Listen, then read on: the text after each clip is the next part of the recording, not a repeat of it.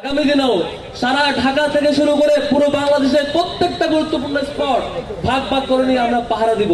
আমরা শুধু পুলিশের উপর আস্থা রাখতে চাই না, বরং ইসলামী ছাত্র শিবিরের জনশক্তিরা আওয়ামী লীগের সন্ত্রাসী বাহিনীর যে কোথাও যেখানে অবস্থা থাকুক না কেন, তাদের সন্ত্রাসী কার্যক্রম শুরু করতে চাইলে আমরা তাদেরকে থামিয়ে দেব এবং ধরে জেলে ভরিয়ে দেবো ইনশাআল্লাহ। আপনারা কি প্রস্তুত আছেন? ইসলামী ছাত্র শিবিরের কোন জনশক্তি বেঁচে থাকতে, ইসলামী ছাত্র শিবিরের কোন পর্যায়ের কর্মী বেঁচে থাকতে এই বাংলাদেশের সন্ত্রাসীকে আমরা ফিরতে দিব না ইনশাআল্লাহ। আমরা শহীদদের রক্ত ভুলি নাই, আমরা জুলাই আমাদের হাসে হারানো শহীদদের ভুলি নাই। আমরা 2009 সাল থেকে 24 সাল পর্যন্ত আমাদের একে একে ঝরে পড়া প্রত্যেকটা ভুলকে আমরা মোটেও ভুলি নাই। এই রক্তের বদলা আমরা এই আওয়ামী লীগের নিশ্চিহ্ন হওয়া পর্যন্ত আমাদের এই যাত্রা থামবে না ইনশাআল্লাহ। আমাদের এই যাত্রা থামবে না।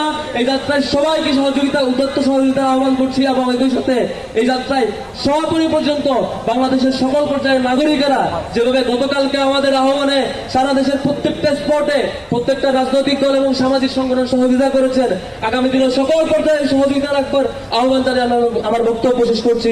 আসসালামু আলাইকুম ওয়া রাহমাতুল্লাহ।